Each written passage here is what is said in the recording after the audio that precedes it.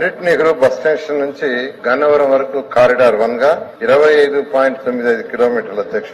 అదేవిధంగా Pandit Nehru bus station నుంచి corridor 2 ని యాక్చువల్ గా 12.45 కిలోమీటర్లతో తీసుకోవడం జరిగింది అధ్యక్ష.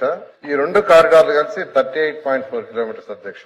అది ఫేజ్ 1 లో టేకప్ చేయాలని, అదేవిధంగా పండిట్ నెహ్రూ బస్ స్టేషన్ నుంచి అమరావతి వరకు కారిడార్ 3 అది 27.8 కిలోమీటర్లు, అది ఫేజ్ 2 లో చేయాలని యాక్చువల్ గా నిర్ణయించారు అధ్యక్ష.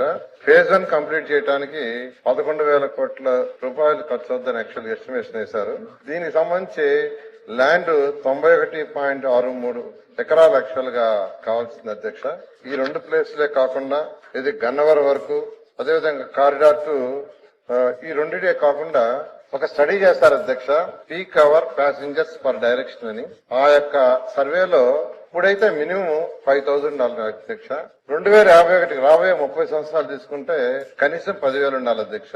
అయితే ఈ రోజు విజయవాడలో తీసుకుంటే ఈ యొక్క పండిట్ నెహ్రూ బస్ స్టేషన్ నుంచి గన్నవరం వరకు, పండిట్ నెహ్రూ బస్ స్టేషన్ నుంచి రెండవ కారిడారు, ఈ రెండు మాత్రమే యాక్చువల్ గా 9,200, 6,600 వచ్చినాయి అధ్యక్ష.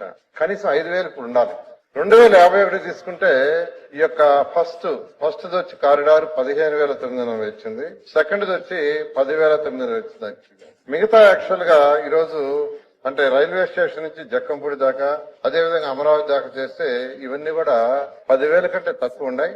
అందుకని ఫస్ట్ ఈ రెండు కారిడార్ టేకప్ చేసి తర్వాత దాని యొక్క peak hour passengers per direction పెరిగిన తర్వాత వాటిని టేకప్ చేయాలని నిర్ణయించడం జరిగింది.